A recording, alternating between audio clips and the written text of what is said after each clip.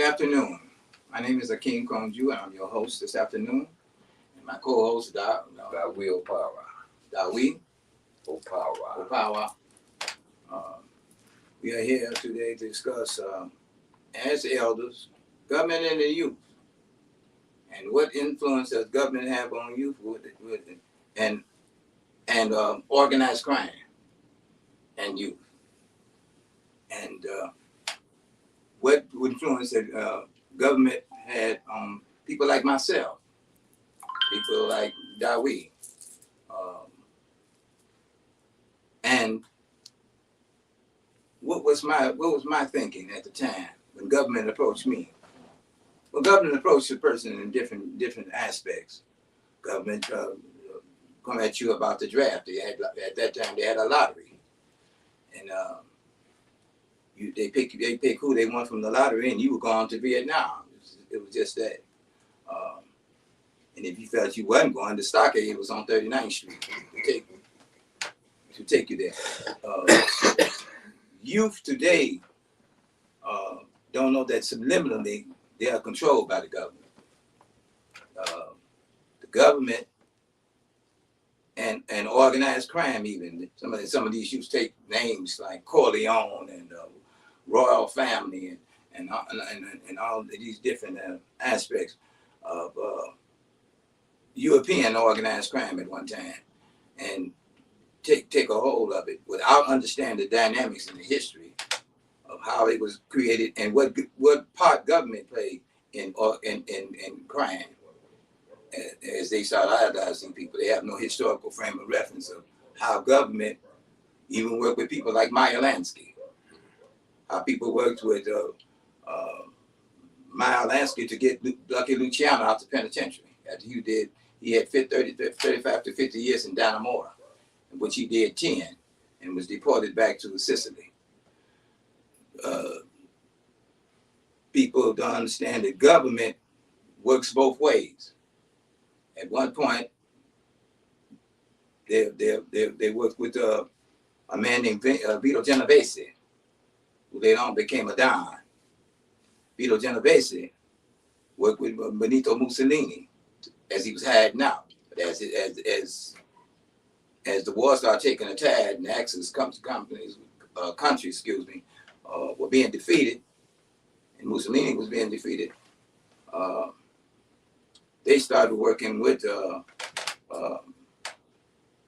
continued to work with organized crime, because even there in Sicily, in order to know the terrain, they had to talk to old dons that were at one time under a government, under Mussolini, under the fascist regime, that were annihilated. Many of them had to come to America and as immigrants. As you see this now, with groups coming from Venezuela, mixing in with the crowd. Those people too who are known criminals, but they mix right on in with the crowd as immigrants and do what they do. Organized crime at one time came to, as his name was Jeff Ford at one time, before his name became Malik. He didn't appear, so he sent Mickey. What was Mickey's last name? He had the Mickey Cobras. He used them, and Nixon summoned him to the White House to get to a picture of what is the consensus of organized crime today with black youth and their influence on it. I would say that with the youth today, the type of order at one time that gangs had in structure before they was co-opted by the government with secret indictments. In other words, if you was a potential gang member or gang leader, and you moved up there, they came with the RICO Act and you were indicted. The RICO Act was an act that was put down on organized crime figures to confiscate those holdings from those dons. They could touch the rank and file, but the dons was always aloof from what was happening. When they started coming with the RICO Act, that put the dons in trouble. So that that nullify that. But at the same time, the government works twofold. It'll work with the organized crime figures, and then when they don't have no more use for them, they're discarded. They come with secret indictments. This is what they do. And as far as young people looking at organized crime figures, what role do these organized crime figures deal with the government? Yeah, my thing is the youth and government. It's done every day. The Boy Scouts, the Girl Scouts, Corps, what's that? The Peace what? Peace Corps. Peace Corps, job training on it. All that's, and even during wartime, they still had certain sections of the population of youth to indoctrinate them. See, the youth are the breeding grounds. For, good or bad, they're the breeding grounds. And once again, like I've always now maintained that the government's main ploy is to check the pulse of the nation and see which direction to lead us as we think we're leading ourselves. You look at the youth, the way they dress, some with their drawers hanging on their butt, and what kind of insanity is that? But they're looking for the quick fix. It's just like my son had left the gig one night and was going home, and the guy was following him. So my son said he slowed up, but the guy had to walk like he was on something. So when he got up on my son, he said, "Hey bro, you got a cigarette?" My son said, "Yeah, but I got but one. But I think you need a cigarette more than I need it." Gave the dude the cigarette. Dude said, "Oh man, much love, man, much love." Oh man, because I was from the mob, you. But my point is, the youth is looking for love. We have a way of dismissing them. I did that before. You don't know what you're talking about. And every 20 years the generations roll over and new perspectives come out. And we, in order to really shape the youth, we have to try to understand the youth instead of trying to override them and tell them what to do and how to do, just because we do know. And by that they will come to you instead of you seeking them out. You have to lay out the groundwork. All these little social organizations, the Boys and Girl Clubs. Hitler had little boot camps for all his little white cronies. And they attack the youth. If you can shape the mind of the youth, the culture, then you batting 100. And this is what they have done. A lot of youth hate black folks and don't even know why they hate black folks. I had a guy I used to work with. He said, "Oh man, my dad was real racist. But when I went to Vietnam, them brothers saved my ass, man." So he had a whole different outlook. I was in camp with one, and you heard him talking, and he sounded just like he was living with me about the mother, the parents, clean this up, boy this, boy that. So we all the same, that we vastly different. And see, once we come to that understanding, because I've always maintained it's the youth that must save the youth. The government is so, they're just treacherous. They come with gimmicks, they come with plans, they come with cash. The entertainers, the young entertainers, they got them wrapped around their fingers in terms of this insanity that they be doing. The next youth, the young guys, these guys making astronomical figures, the athletes, We have to come to some kind of medium where we can channel all that money into something more positive where it can't be destroyed by the Europeans.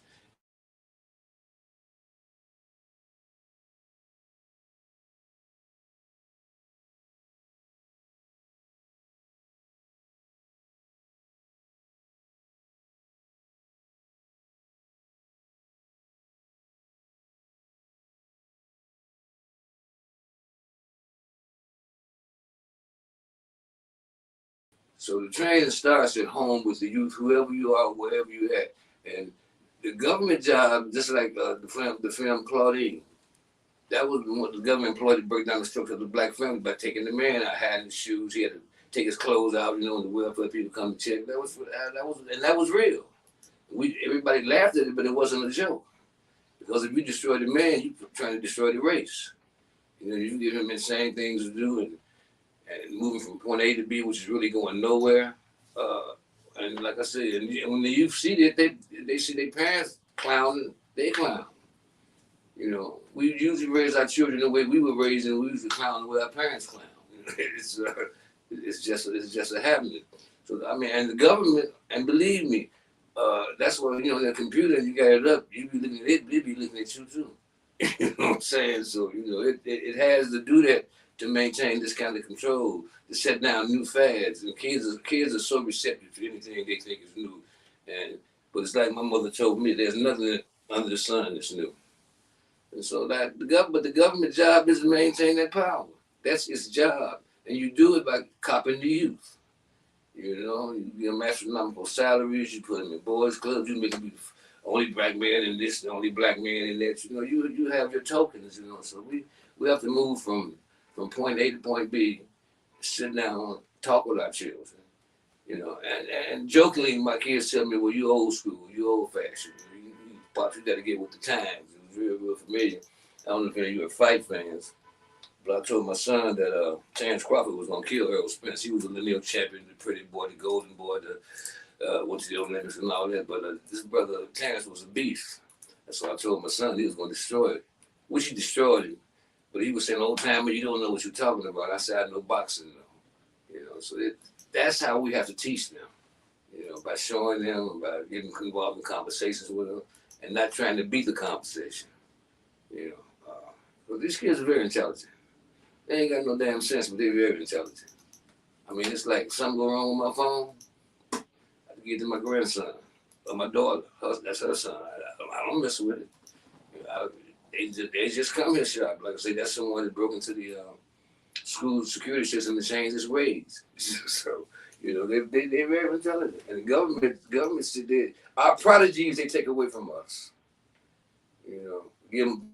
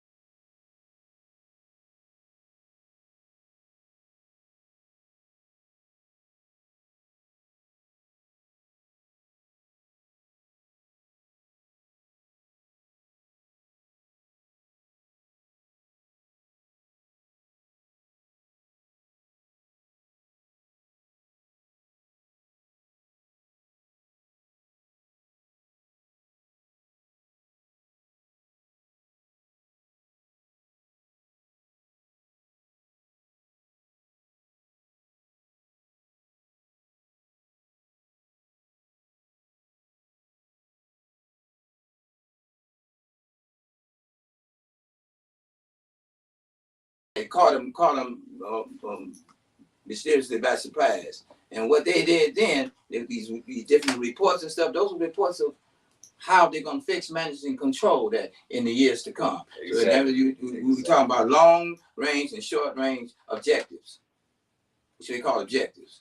And in those objectives, it was to delineate the influence of the elders, the whole structure that we've nurtured out of semi-slavery. I say semi-slavery because physically, the physical slavery, right gut physical slavery of antebellum South, and the slavery as far as socially, economically, and politically slavery. As you start coming to the big cities, the elders, via was it policy or anything else, had a control of the politics when we're dealing with government. They weren't controlled by the Central Democratic Committee downtown. They could take that gambling money and finance their own candidates. This is what they did. This was done on the policy kings here. That was our economy. That was our Fortune 500. The policy was our Fortune 500. And so what it did, it dealt with things politically, which means they control their own candidates. Economically, they were able to take that money and deal with businesses there, and socially we can support ourselves with that money. Okay, then the government step in, and you talking about the Democrats, who we talk about the Democrats now, because we weren't always Democrats, we were Republicans. We didn't return Democrats to 1939. That's when Dawson crossed over into the Democratic Party, because they did beat the Republicans. So we talking about two different type of Europeans. One got the knife, and the other got the Band-Aid. When he cuts you, he apologizes. He's not gonna stop him from cutting you though. You still cut up, but he'll say, "Well, not all that way," and he'll put a Band-Aid on the wound. You see, and so this is the teeter-totter that's been played with us as a people. Because, and when you talk about the government, anytime it comes to you, like, that's why I like to always go back to go forward like we were doing in the last segment. I always go back to the last segment because I'm trying to draw a picture, and I was not yet finished with my so-called thesis or dissertation on why I would point out these factors. You see, so what you had among the elders, you had simple people like my mother and my father. They were working people, and my father, he thought he was a half-ass hustler. You see, so they wasn't looking at the political, social, and economic genres of what was to be. They may have read at the papers if they read a paper. There was no conversation in my household about these things we talking about now. These are things that I acquired on my own, you know, because I could see with us, the contradiction with black people is that there are no contradictions. You see? And so I could see in my father's conversation, you go to them to be a man, but then what that make you? If you're my father, if you can't make a man out of me, then who can? I'm going to strangers. You my father. You're supposed to be my first teacher in my manhood. You see, but the ambivalence of colonization. See, colonization is a word that's often talked about, but never really dissected. Colonization is grandiose. It covers all type of levels. And its tentacles are far and wide when dealing with a people. And when you take a people out of their habitat and bring them here, and the work is not finished with them, you take them to break their whole stranglehold and split them up from their own particular familiar group. If they were Yoruba, they put you with some Bantu. If you was Igbo, they put you with this group over here that was Bamileke. If you was this, and they had no distinction on what they did. Your daughter could be 11 years old. Now you didn't been with that girl 11 years, but you were sold because you were like cattle. You were like cattle, and you had they had a saying that, and this was supported by government, that a black man has no rights that a white man is bound to respect, and this was supported by the Supreme Court. Supreme Court. Now listen to me now. After the Civil War, they cut their deals. And by 1877, they had a thing called the Hayes-Tilden Compromise. And the compromise was broken between Samuel B. Hayes and the candidate that was running against him. Now, what did they do with this Hayes-Tilden Compromise? They gave the South the rights to do whatever they want to do to you. That was them cutting their deals. The government is both plays two hands against the middle. It does that between each other, and it does that definitely with us. You see, and I hear people say, "Well, I ain't dealing with no Republican," but your people was Republican. They were Republican in my time. People are still getting Republican people. You still got some now, but you had them then. You see, but like I said, one honky had the knife, another had the band-aid, and they played a shell game with us to the point where, but to the point that we didn't know which way to go. We were damned if we do and damned if we don't. It was that type of situation. And in all that time, all that spending that time and trying to figure out the answers, you got a youth that's growing up. You study growing up. Yeah. And you provide no answers. And you leaving it to osmosis that it's going to take care of itself. And that's not going to happen. It's not. It doesn't happen. See, we still wishing. We still it ain't gonna happen to us. What it's going? What you think it's gonna change it? Divine intervention? Did Reverend Chicken Wing and Reverend Peanut Butter and Reverend Love that? They tell you that it's just gonna happen? No, you gotta put your work in. And so what happens is that our age category, they want to drop in, coming at us all kind of ways to break that stranglehold. They got that kind of ferocity to burn up cities like that, which I never approved of, because you don't own the damn thing. You burn it up where you live. You see? And what it did was, speaking of Chicago, when they went to burning up the west side, they left Madison Street and Pulaski barren for more than 2 decades. Still barren. And it's still barren, really. You see? And and you have to say, when I came through this neighborhood at one time, when we couldn't come through here, if you could come through there, they didn't drag you out your car and beat your brains out. This was a vibrant neighborhood. What happened? What happened that is vacant lots? What happened? What did they do? What went wrong? What I told you about one situation, when I know among many, is when the grandmother and the granddaughters and the kids and the parents cutting up dope. So that's one segment of the black community going on. And then the other is an attitude that my father used to have. You get yours, I got mine. And ain't nobody ever did nothing for me. How could you say that as a black man in America, that nobody did nothing for you? You was a rugged individual and you did all by your lonesome. How could you say that? When I heard Mr. Randolph bring you a letter to come to work when I was 5 years old. What you had to say that? I was just going to say about the youth now. There are different kinds of youth. I mean, they grow up. When you and I grew up, man, first thing we'd ask, okay, can you box? You know, because we were under the influence of the Ollies, the Frasers, the Mercers, you know, and everybody went home. You may have got hit with a pop bottle, you may have got hit with a baseball ball, but everybody went home. It wasn't that kind of where it is now. Everybody's is shooting everybody. And the phrase I use, there is no honor among thieves.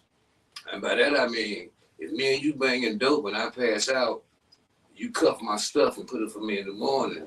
Now, if I'm banging dope and I pass out, you're going to steal my shit and say, hey, man, they got me too. There's no honor among thieves now, which produces another tenacity between the youth. And what the youth want to do now is model themselves after the gangsters, the Teflon Don, the dope dealers, all these cats who peddle death has become their idols. And they aspire to be just like that in terms of getting some cash, in terms of making money.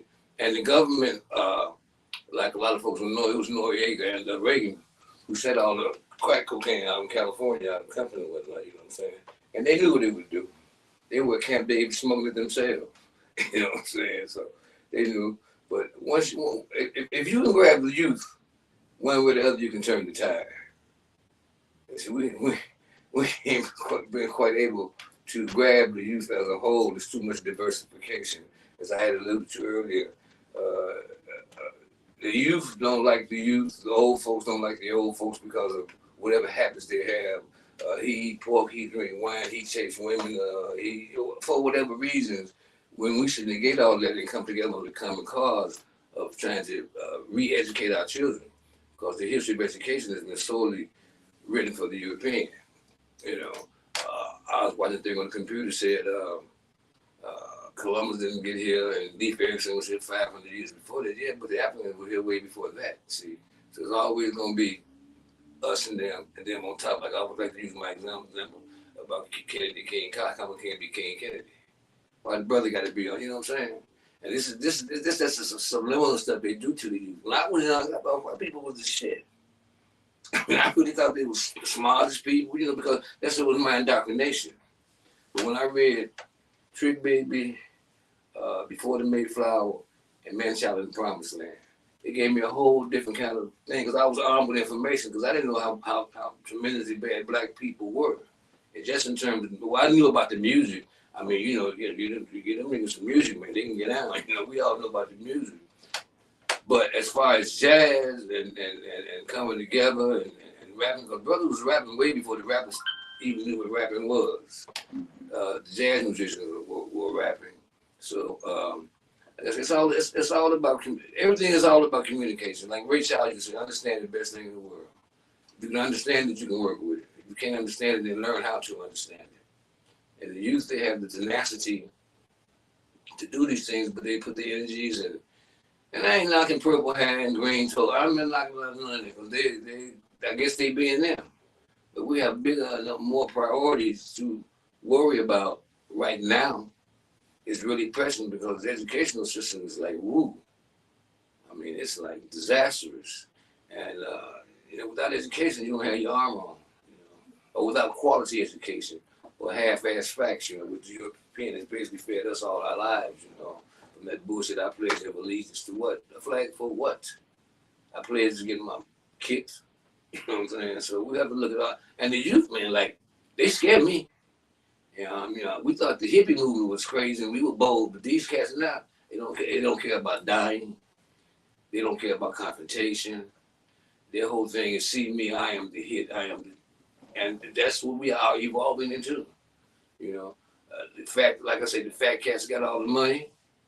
The entertainers, the actors, the ballers, you know, making $400-500. I mean, $200,000 a quarter, 15 minutes of work. You know, I mean, channel some of that money into the black community. But once again, if they do, you know, the white European will only infiltrate it.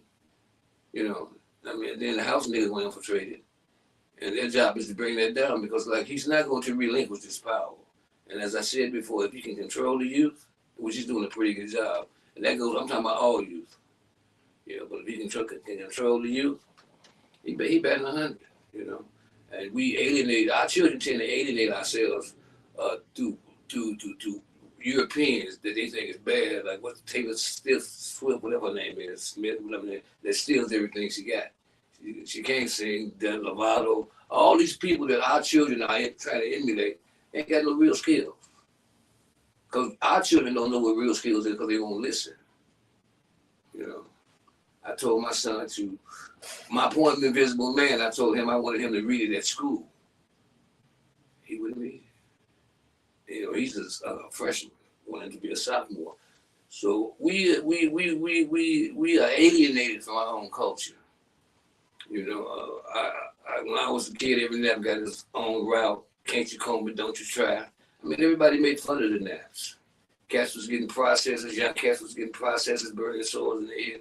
And from what I hear now in the news and stuff, it's giving women cancer of the brain because it seeped through their heads and whatnot.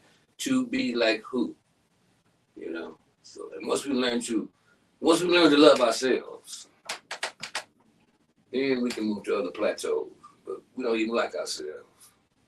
You know, bleach and cream, nose operations, you know, tummy tucks, butt tucks. Yeah, so yeah, right now we're finna go to a commercial. Bam. Catch the rhythm with WVOG Worldwide Radio, our 24/7 streaming service. With over 11 genres to choose from, there's a beat for every mood. Got your own tune? Share your music with the world right here. Download the app, share the vibe. Your talent, our platform. For more, visit wvogshi.com. WVOG Worldwide Radio, sharing one beat at a time. Download the app today and feel the beat.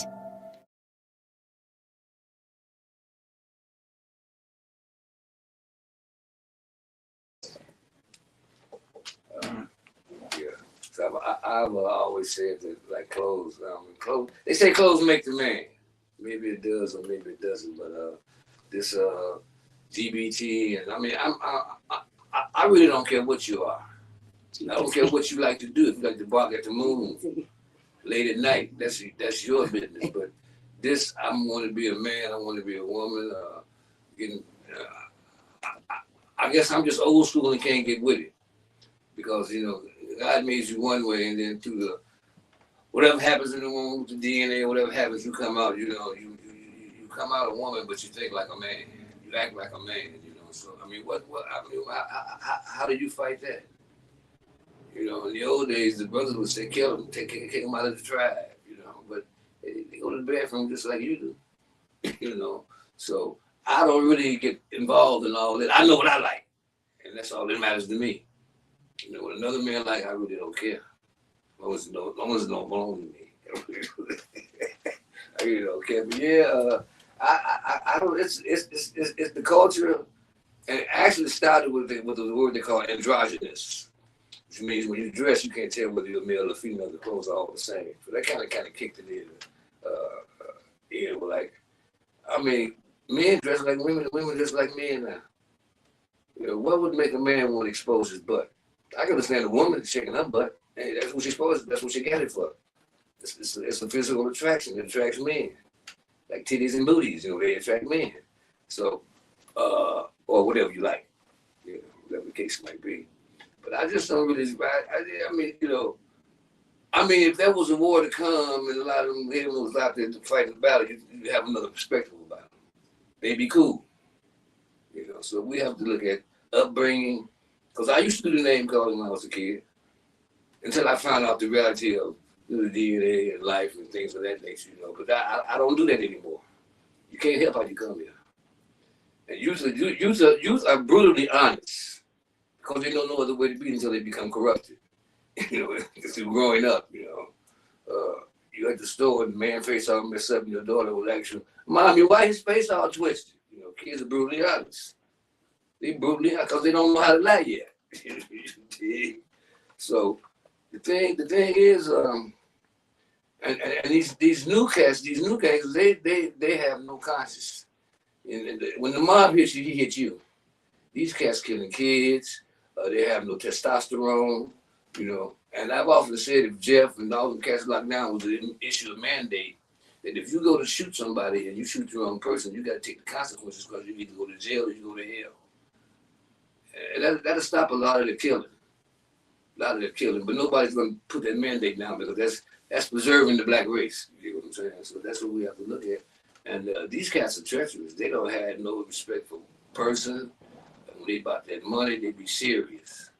Not like the old mob will let you slide, give you some time. These cats be serious. It's a new kind of level. It's a new kind of energy. And I stay away from them, Well, I just said earlier, the RICO Act it started with organized crime, the Dons and all these other people. And it came on down to us. It came on down to any type of activity that the government wishes not to be. And as far as these young, there are some young rappers that are right now on trial within a RICO Act trial. Yeah. Young Thug and a couple other people that he belongs with. Can you describe to the youth more about the RICO trial and what a RICO trial is, what a RICO case is? RICO is a racketeering. I can't recall the whole name, but constitute RICO. It slipped me. But RICO was any organization that's dealing with racketeering and stuff like that. Particularly the Dons. They was come to the Dons. They could get to the rank and file, but the Dons was always untouchable. The Dons was always untouchable because you had layers. You had the coppers, which were the lieutenants. You had the consigliere, who was the lawyer and advisor, consultant, and then you had the Don. So he never had to touch anything. He'd give orders, and it'd be like layers. So what they had was a man named Joe Valachi. Joe Valachi, he was not really what you call a big figure in organized crime. He got made, but he was not a great big figure. But he said enough to them to give them an idea of a secret society called the mafia and how it works and how its initiation process goes through. And he did, and that was in 1963. So people got to see the secret organization that the government had dealt with. Now this is the same government, but that dealt with them twice. Once in Sicily, like I said before, when to crush Benito Mussolini, and then the McClellan Act of 1951 by the government began to investigate organized crime. Got people like Frank Costello and big figures like that. They put Lucky Luciano away, but they had also, through Meyer Lansky, who was a Jew, who was a mathematician and figurehead and thinker for organized crime, and he worked with the CIA. To get Lucky Luciano, he had 50 years in Dannemora Penitentiary, and he got him out. But the deal was he used to go back to Sicily and stay there and he could never come back to America, and that was RICO. That was a new thing that would come up later on. RICO would come in the picture later on. I say about the 70s or something. But before that, the government was dealing right with the organized crime figures and working in consortium. You see, the government ain't nothing but a big gang, And as far as we go back into how our youth is influenced, when I was a young man, if you touched a woman's breast and she didn't tell you to do it, you got the shit slapped out of you, and her brothers would come looking for you. If you got her pregnant, there was a crew coming in a car. Sometimes they had what we call a beat-up crew. And they say, my sister got pregnant, what you gonna do about it? And if you took too long answering, they beat your brains out right there in the street. Bullshit, marry her. You see, so it's the whole, and you were very careful about messing with somebody's sister. You didn't do that because that would cause repercussions. And as far as ganging up on people, you didn't do that. If he whipped your behind, if he whipped my behind, or I whipped his behind, they say, hey man, that's enough of that, and we go. But see, today, they gang up on you, and I'll tell you about that. In the penitentiary, they used to rape them young boys, so they started banding together and beating you. Because at that time, it was two men fighting. You went with your dukes up against whoever it was. But now it's a group come after you of 8 and 10. With sharpened toothbrushes. With sharpened, and all they coming at you like that. That's for their protection. See, but if you don't know that, if you don't know what that is, and let me tell you about the youth. The youth ain't so tough. They stool pigeons. They're breaking tail. I already know that. I experienced that. But you know what my father asked me? He asked my mother, did he tell?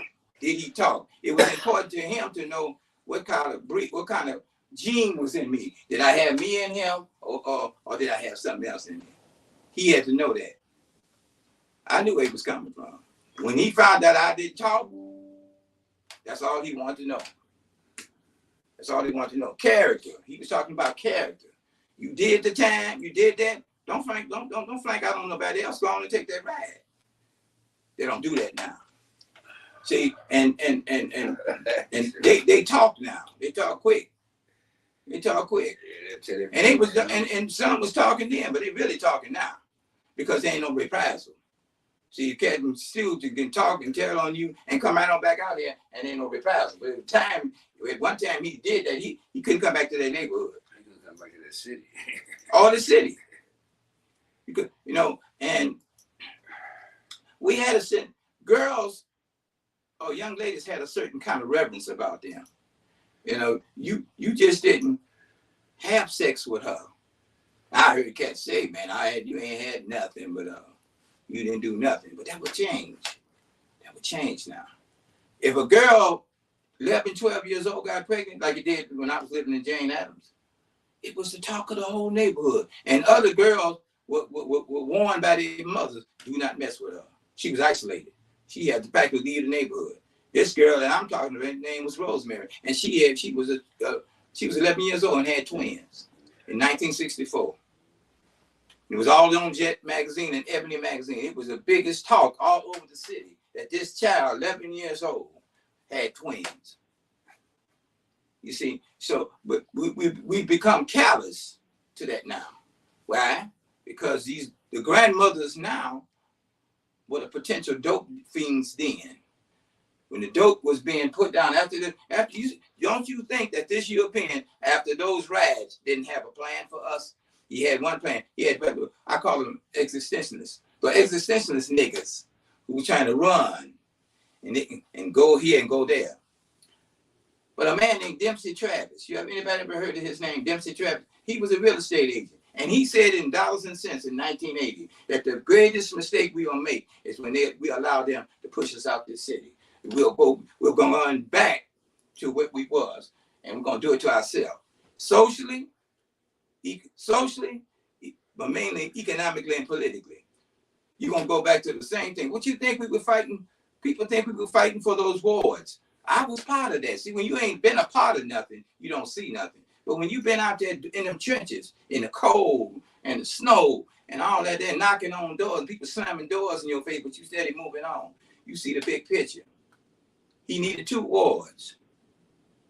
I was out there from one part of the city to the other. Because I spoke Spanish, I came over to West Inglewood and created a Hispanic agenda over there.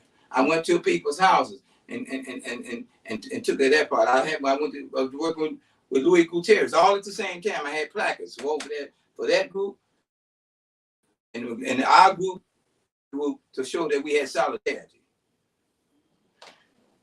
Those 2 wards and him being the tiebreaker could control the politics. He could break the machine, and he did. 8 of them started coming up there trying to kiss the ring. He did. Paczynski was one of them. You see, but what he did not leave in place is that he was a consummate politician, and he wanted to create a coalition between Polish and us. I said, Polish, is that man crazy? Polish and us? And we can't keep running trying to create coalitions until we take care of ourselves. We have to take care of ourselves. We have to have a social theory that deals with our particular situation. Then you can reach out for other people. Those coalitions are not for long. They're temporary. So when the people say, well, we support the Hispanics, now they don't want to support us. No, y'all fell short. Y'all went to fighting each other. The Sawyer group was fighting the Harold Washington group with Tim Evans and all that. And they seen that. And they said, well, they ain't together. They ain't together like we thought. We got to break and protect our politics. We got to look out for us. Well, they looking out for each other all the time. But we had the glue. We controlled the apparatus. But the European, he was still waiting in the background. The plan was to get us out this city by the 80s, before the 90s came, before the year 2000. Yeah, 2000. Yes, before the year 2000. See, before the year 2000, by 2000, the black man was supposed to have been wiped out. He damn near did that with dope and killings. He damn near did that. But that was his plan in by 2000 to wipe us out. We like cockroaches. We ain't going nowhere, man. Each generation has its own thing. But it looks like the guy you said, they got the Demand Act, the RICO Act. They made a bunch of acts in the 30s and 40s that were made for racketeering and bootleg and all things of that nature. But these young cats that's rapping, making all this money, they want to be like the Teflon Don. They want to become untouchable. They want their place in history. So they do these lewd acts and whatever the hell they be doing, but they simply want notoriety. They want to make the front page. They want to be known.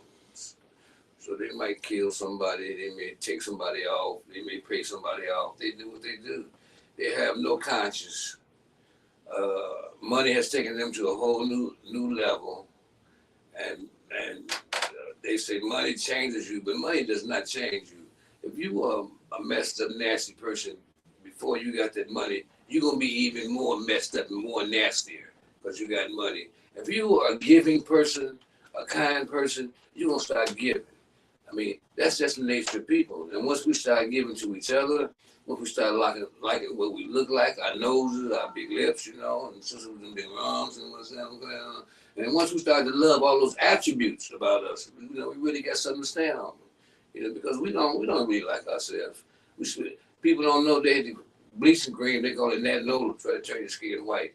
I didn't know a lot of blacks in the 40s and 50s were getting their nose reshaped because they were ashamed of their noses, you know. So, man, until you can learn to love who you are, you will always be held captive by your captivators and become just like your captivators. Because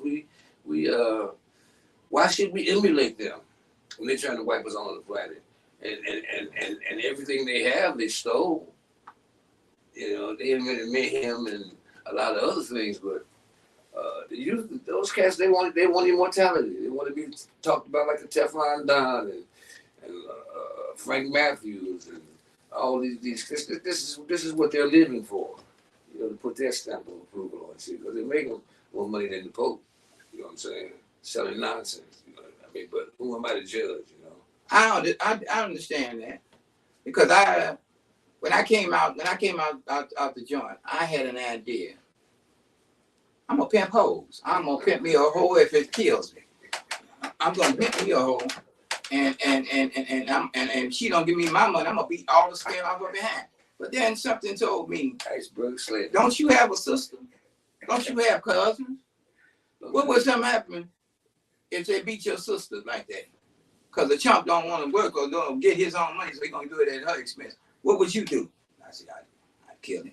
I'd do this. And I said, well, see, you like the dog for that game. Be true to yourself. Find you. Then the next thing I said, I seen these cats driving these big Cadillacs and dope dealers. I said, I'm gonna sell me some dope. See where my mind was going? See, so I understand. But something told me, like an ancestor, like I said in our first segment, something told me, man, you all over the place. You need to sit down and look at yourself and see where you want to go. Because once you make the decision, you can't take it back. And then dope. What's in dope? Penitentiary, or somebody gonna kill you, or you gonna kill somebody and you gonna go to penitentiary. Either way, if the product don't get you, the lifestyle will. So I looked at that. I said, are you helping your people? Or are you hindering your people? And what would be your rationale? If I don't do it, somebody else will. But what that's got to do with your man? Where's your man? Because when you do something, you're gonna have to answer for that. Not the next person. You're gonna do that time. You're gonna get laid down and somebody gonna twist your cap back. You're gonna have to take that hit. So what do you want to do? What is don't pair it off to somebody else. So that stopped me. That stopped me saying, man, you like the dog for that. Don't try to be something that you ain't. You don't want to do that because are you helping your people? You just as much guilty of crimes against us, against your own people as the people that's putting the dope down there for you to sell it. You're an agent. That makes you an agent. You see, so you don't want to do that. You don't want to, because, you know, I've been in drugs, you know, I seen how it did my uncle and all that. I said, man, I wouldn't even want to be, I don't even want to be in that country because my thing was this here. If I get on dope, my brother gonna disrespect me. He might kick my behind. My sister's gonna talk to me and again. I won't have that. I'm not gonna have you talking to me in any kind of way. I'm the older brother. You gonna respect me or get out of my, stay away from me. That's the attitude I took. I'll knock my own self from my throne. See, as long as I'm physically fit and able to do something, they kind of leery about me. Even my nephews to this day, they leery about saying anything. I'm 75 years old, and they are leery about coming up on me. Why? Because after I saw my grandfather sick like he was, as I had said before, and he said, "You won't be young forever." So it struck me. What do I want to look like when if I live long enough to be as old as him or older? What do I want to look like? How I want to be perceived? What type of legacy I leave for those that come behind me? Would I believe a sorrowful legacy where my nieces and nephews just talk about me and look at me and scorn and shame? I don't want that. You're going to respect me or stay out of my way. That's as simple as that. And that ain't even negotiable. You're going to respect me or take a walk. Somebody going to get their brains beat out their head if you disrespect me. And long as they know that, I'm still on my throne. Even now, as an older man.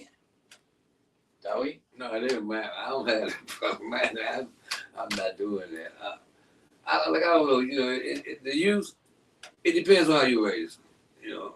I mean, if you don't show them no love and attention, direction, and affection and guidance, I mean, what you think they're gonna be? You know, the world is cruel. The world is treacherous. It feeds off naiveness and stupidity. You know, we have not reached that level yet where our kids cannot see beyond their eyeglasses. You know what I'm saying? Their biggest influence in life seems to be the European. You know, we want to emulate them. We want to wear the clothes they wear, the designer clothes, all these astronomical ass prices. You know, shoes and clothes, and they want to be like. They be serious about that. I know some cats care more for their gym shoes than they care for their room. Shoes cleaner than their room. What kind of insanity is that? You know? So I think we caught up in a conundrum, you know? I mean, as long as the mentality of divide and conquer exists, that's just the way white management want it. You know what I'm talking about? That's exactly what they want, because it makes their job much, much easier, you know? If you listen to them and don't listen to the elders, don't listen to the black folks, don't listen to the truth. You know, because what's true for you may not be true for me. What's logical for you may not be logical for me. Depends on one's individual interpretation. Because logical ain't always logical. And the truth ain't always the truth. So we have to learn to differentiate those things. And with all this dissemination of information, I mean, our kids probably don't really know what to believe. You know, from lizard men to aliens, all these different African gods and whatnot. And I'm saying, oh, that's cool, but I'm talking about right now, what's happening right now. I want them beans right now. You know, I don't want to hear about how you grew the beans in 1837. I'm not really concerned about that. They still growing, so we're gonna move on that. I don't care if you eat pork. I don't care if you drink wine. I don't care if you drink cheap wine. That's me. I don't care. Whatever you do, it's cool with me, because that's not the issue. The issue is overcoming this insanity. And you know, it was here before I got here, and I'm quite sure it's gonna be here after I leave. But I always liken it to the fishing net thing. You know, that's the dude, you throw that big net out, and then when you pull it in, there are always little patch holes, and like we constantly mending those patch holes to keep shit from exploding, to keep it from getting out of hand, to keep chaotic meltdown. So the net where it bursts, you know. So we constantly mending those little small packets. Those little small packets are good, white, red, purple, pink, people, whatever, that give from their heart. That's the only thing that's keeping us from total annihilation, I think.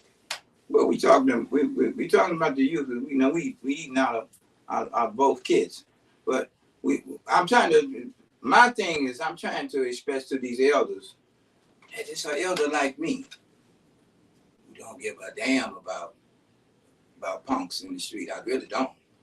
I was 56 years old, and 14 of them tried to jump on me right at 122nd Street until the year 2005. I know somebody in them houses saw them punks try to attack me, but guess what? It wasn't no cakewalk. You ain't got no pistol, and you talking about beating up on me, it ain't gonna be easy. And I had told one of them, I'm gonna tell y'all something right now. The first one come up on me, I'm gonna snatch his eyeballs out of his head and put them on the ground. Now, who first? I ain't got all day to talk. Who coming first? And I meant that. You know why I meant that? I know that them same young punks are scared of these white police and everything else. They ain't all that, man. They ain't all that, because I've been locked up with them, and I know what happened. See, you talk when you got that pistol in your hand. It's a bunch of you. When you get in that joint there, and you ain't got that, all that changes. Oh, does it change? See, I done seen all different situations. Like, can't talk this. But he get in certain situations, you find out if he got man in you. You find out. Are you out here? But you're out here, you can cover. You can cover up and fake. Can't fake in there. You cannot fake in there at all. See, so they're not all that people think they are. But people, the people's fear of them. Like, I was on the train one time, and it was 6 cats around a woman. And they were talking about raping that woman right on that train. And I looked around at the people. I said, well, here I go again, super nigga. And I'm looking at these people, and women too. And nobody even said nothing about them punks around that woman. And they gonna rape her in front of everybody. That's how callous they was. And this was 1988. That's 1988 I'm talking about. And I said, look at this here. You know?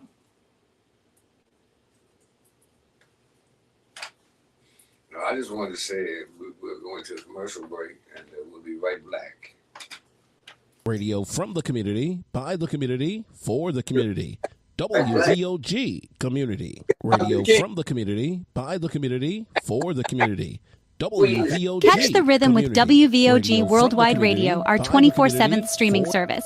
With over 11 genres to choose from, there's a beat for every mood. Got your own tune? Share your music with the world right here. Download the app, share the vibe. Your talent, our platform. For more, visit wvogshi.com. WVOG Worldwide Radio, sharing one beat at a time. Download the app today and feel the beat.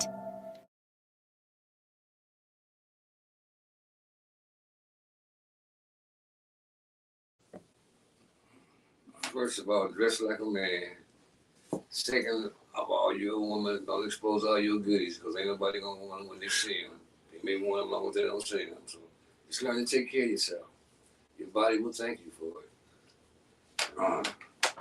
I say this here because I used to be a caseworker, and I used to work with kids in youth homes. I don't want to give up on them, because if we do that, that disintegrates the race. I'm gonna be gone here. I don't have no longevity. I don't have no cornerstone on longevity. But I would like to know that if I leave here, I leave some type of legacy or some kind of impact on the young people, that the struggle's not over. Now, if I still have a little bit more time, I'll say this here. This European ain't tough as you think he is. You see, he came in Vietnam. The Vietnamese had fought the French for I don't know how many years before they beat the French back. And they came with napalm, they came with Agent Orange. If a people got a sense of who they are, a sense of language, their land base, a sense of their culture, you can't beat. It's hard to beat a people like that. But if a people is doubtful, is not standing on firm ground, they stand on dry sand, and that's the people that's gonna be susceptible to the adversary. Not the people that's rooted, not the people that have a social theory and know who they are, and they would rather die than that you mess over them. That's a hard man to deal with. He'd rather die than that you take his manhood. And that's me. Right now.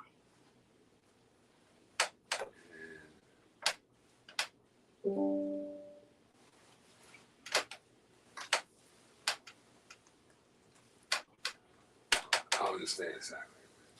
What's up to me? I haven't learned that one yet.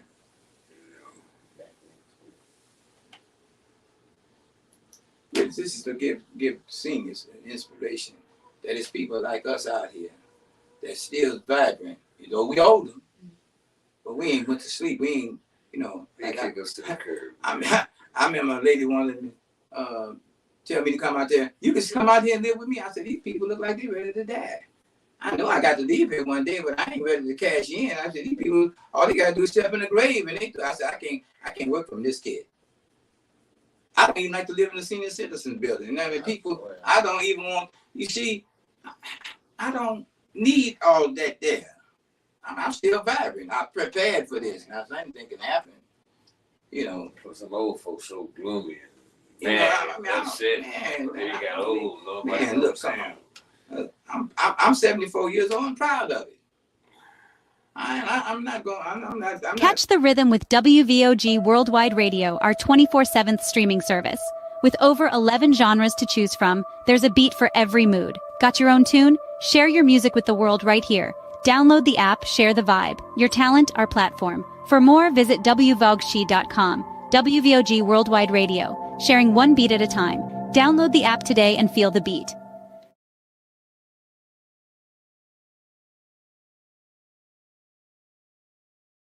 All the